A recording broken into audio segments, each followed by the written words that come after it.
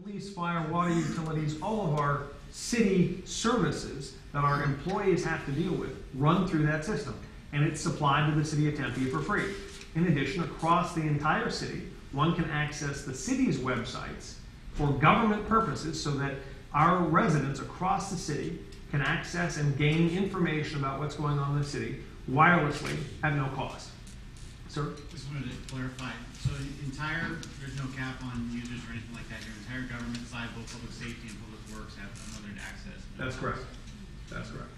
As well, public safety, public works, thinking about plan check, field inspection for buildings, all of that can take place wirelessly now. Police can access the databases we've got. They're under very tight security. Our fire personnel can access databases from our public works department. You're going to go into a building to fight a fire. It's awfully handy to know what that layout looks like, and they can pull that up wirelessly into the trucks to understand what the building looks like on the inside when they're going into it. What, if it's a commercial building or industrial building, what kind of hazardous materials might be in that facility. All of that kind of stuff exists in these databases, and now our personnel can access what they need at the moment. In addition, we can then use it for, and I hate to, as a kind of a libertarian-esque person, hate to talk too much about video surveillance, but in that truck in that middle picture there, it's an enormous van. It is one of our emergency response vehicles. It has spectacular capabilities, and one of those things is that it is capable of video coverage of large events. Our city has fairly large events on a regular basis. Our 4th of July event typically brings between 150 and 200,000 people down to our downtown right on our lakeshore, and there are events like that, 135 of them, that go on continuously throughout the year. That van, or that vehicle, can be staged any place in the community and others like it, and videotape or real-time surveil the scene so that our response personnel that are in our emergency operations center can be viewing the events at all times. It was the kinds of stuff that we started with using other technologies during the presidential debate. The market then will help you figure out what it is you can craft together to supply your residents. What do you have to offer into this market, and what does the market have to offer you? The community that's the 7 or 9 square miles with 98,000 people. That's a fairly attractive market, but as Martin mentioned, there are some sort of fixed costs of getting into this market, and working with municipalities that surround you help reduce those fixed costs. In our instance, because we kind of started on the edge of this, and the 42 square miles we had was sufficient, we were able to negotiate the free use by city employees for all of our services, the free access to all of our residents for city government databases, and our entire downtown and much of the university campus is also free access for 2 hours a day.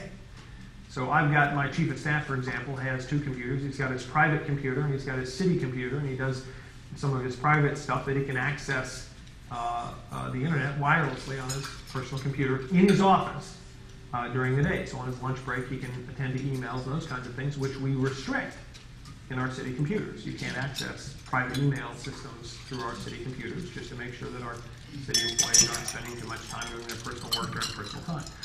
All of that's available in our downtown for 2 hours a day at no charge. It's run off an ad system. That, I guess, is the best I can tell you about the experience we've had. The market will help you determine how much you can extract from it and what kind of additional things you can supply your residents. By the same token, we are supplying, because of this private sector partnership, this competitive advantage for the city of Tempe in its marketing. The earlier slide talked about the fact that we call ourselves the smart place to be. In fact, that's a service mark, federally service marked tagline for us. Not that it's all that helpful necessarily, because now our surrounding communities have been calling me regularly saying, so you think we're all a bunch of dummies. It's not great for regional relationships. But the other lessons I think I would convey to you are beware of cherry picking. Starbucks is cherry picking. right? They set up their little Wi-Fi networks within their stores, and they are peeling off the high-tech, hip-hop happening kind of folks who, through the earlier comments about creating a social network and everything else that goes along with Starbucks, they are peeling off a whole bunch of those users and charging them nothing except $87 a cup of coffee or whatever the pricing is that some of you people are willing to pay. I drink Farmer Brothers, thank you very much. It's 6 cents a cup and tastes like dirt, but and it's saving money. Cherry picking is a very real problem. Be very cautious as you're going into this, that if you enter a private sector deal, you don't find that you've got your partner cherry picking off the high density areas and providing them great service. This is the lesson we learn not from our experience in what we're doing here, but in cable.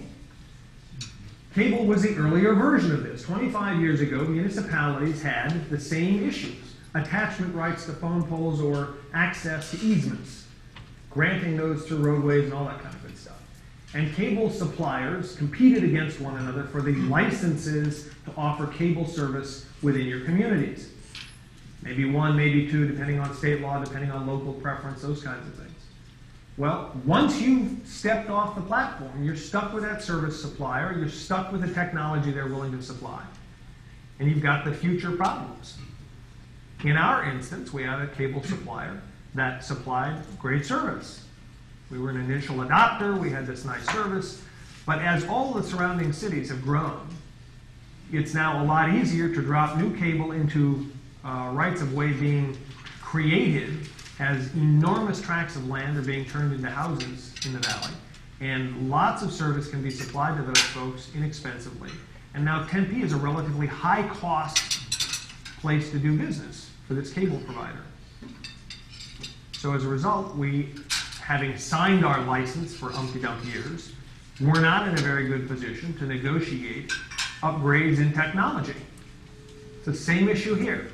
So what I would recommend to you is one of the most important lessons of being an early adopter or an adopter at any time of technology are things like most favored nation clauses, MFNs.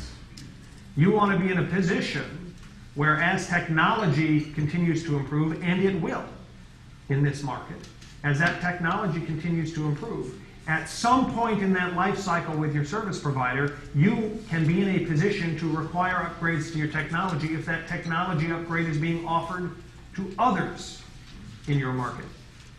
In our case, and I mentioned earlier the 9 square mile community, we have joined with the city of Chandler, which is to the south and east of us, and the city of Gilbert, which is even farther to the east of us. Those are lower density communities.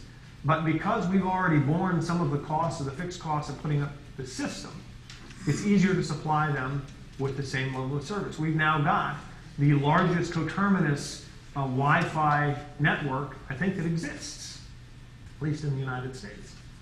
And it's all run on this same model. The other 2 cities put out their RFPs because Mobile Pro, which is our service provider, already had invested, it had a competitive leg up in responding to those RFPs.